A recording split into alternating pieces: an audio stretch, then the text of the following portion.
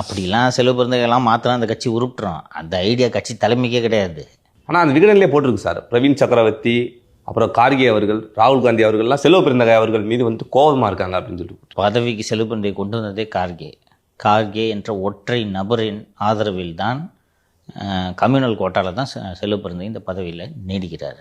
இல்லைன்னா இந்த தமிழ்நாடு காங்கிரஸ் கமிட்டியின் தலைவராக செல்வ பெருந்தகை ஒரு நாளும் வந்திருக்க முடியாது.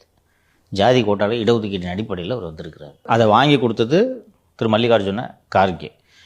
கம்யூனல் கோட்டாவில் தான் அவர் இங்கே போட்டிருக்கிறாங்கன்னு நான் சொல்லியிருக்கிறேன். நான் ஏற்கனவே 2-3 நிகழ்ச்சிகளில் பதிவு செய்திருந்தேன். இந்தியா முழுக்க இருக்கக்கூடிய பிரதேஷ் காங்கிரஸ் கமிட்டிகளில் தலித்துகளுக்கு அதிகாரம் வேண்டுமென்றதுக்காக, இவருக்கு பிடிக்குதுன்றதுக்காக எல்லா ஸ்டேட்டிலேயும் அந்தந்த சாதி பிரமுகர்களை, தலித் சாதியை சேர்ந்தவர்களை அதிகாரத்திற்கு கொண்டு வருகிறார். தலித்துகளுக்கு அதிகாரம் அளிக்க வேண்டும்ன்றதில் யாருக்கும் மாற்று கருத்து இல்லை.